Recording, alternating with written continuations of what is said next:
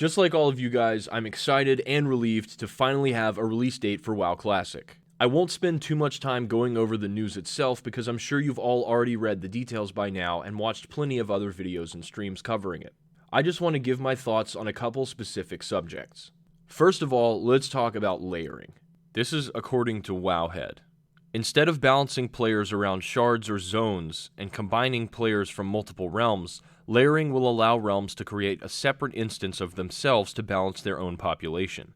However, unlike sharding, once in a layer, players won't leave this layer in favor of a better one whenever they move or change zones, removing the awkward phasing present in retail. The only way to change a layer will be to enter a group which will have all players from the group in the same layer. Layering will only be used for a couple of weeks or maybe a month at the start of WoW Classic in order to balance the huge influx of players in the same zones. Layering will not happen after Phase 1, the importance of that being that Phase 2 is planned to introduce the world boss Kazak, with the Green Dragons being released later on, both of which would make layering a tool to disrupt the flow of world bosses in Classic. Honestly, I'm not too upset about layering as long as it actually gets completely removed before Phase 2 when world bosses and PvP are introduced. This is crucial because having layering in the game with PvP and world bosses would be truly game-breaking, and totally ruin two of the most beloved aspects of vanilla. The good news is, Blizzard has explicitly promised that layering will be fully removed before Phase 2. That being said, in terms of managing populations at launch, I see layering as the lesser of the evils compared to sharding or dynamic respawns. Without some type of system in place to control populations at launch, we'd wind up with a situation like the launch of Nostalrius where thousands of players are fighting over mobs with 5-minute respawns in the starting zones. Nostalrius launch day basically consisted of players sitting on one mob spawn point, waiting 5 minutes in between kills, with some players even opting to corpse run to higher level zones for exploration experience. This is obviously not very fun for anyone. As for dynamic respawn systems, they can get out of control pretty quickly, like what we saw at Northdale launch,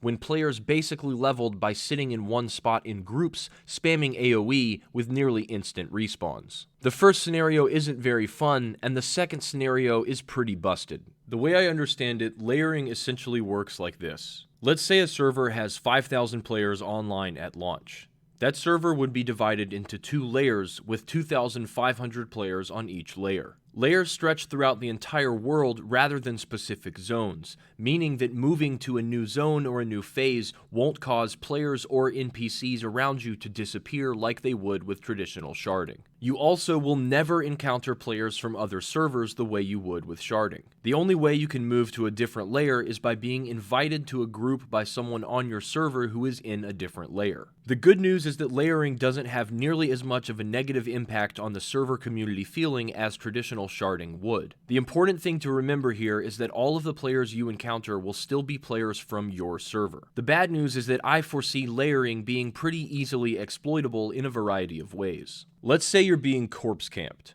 You could have a friend on a different layer invite you to a group, and you would vanish right before the eyes of the players who are ganking you. This is obviously not authentic and kind of pisses me off. I also predict that layering will open the door for exploiting rare spawns. Imagine if your server has 3 layers and each layer has its own spawn of Prince Nazjac, the rare mob that drops Title Charm. This would mean that players have 3 times the chance of getting a Title Charm as long as they have someone to invite them to the proper layer where the mob is either up or about to spawn. The same goes for highly sought after hunter pets like Broken Tooth and loads of other important rare mobs in the game. If you thought Devilsar Mafia groups having a monopoly on the resource was bad on private servers, just imagine if these groups could double or even triple the amount of Devilsar spawns they have access to using layering.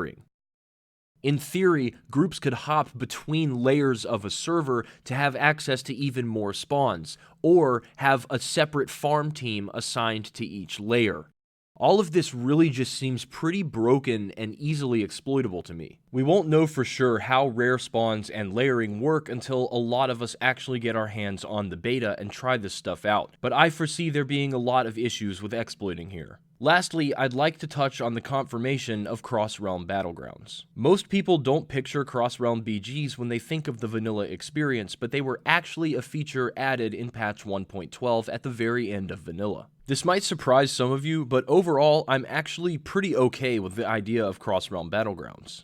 Mainly because it will make dodging much less of an issue. While I would have preferred Blizzard fix dodging with a different method, such as Deserter for dropping a Q, this would have been a huge change. Cross-realm BGs aren't technically a change because they technically existed in patch 1.12, and I think that they will hopefully be enough to make dodging a non-issue. Cross-realm BGs should produce more pre-made versus pre-made games and more high-quality games overall, compared to the dodge fest that PvP has been on most private servers and what it probably would have been on Classic with same server Battlegrounds and no Deserter for dropping Q. I'm pretty happy with everything we were told today besides my concerns about the layering system. And again, the only reason I'm semi-okay with layering is because Blizzard has promised it will be gone before Phase 2 when PvP and world bosses come out, because these are the two things that layering would really break. Let me know how you guys feel about layering and cross-realm Battlegrounds in the comments section. And don't forget to follow my Twitch channel because I'll definitely be streaming a lot of the beta if and when I manage to get in. Fingers crossed. Stay tuned to the channel because I've got an awesome new guide on the way for you guys, and I'm working on collecting footage for another gameplay video as well. Here's to hoping we all get our hands on the beta soon. I'll see you guys on the servers.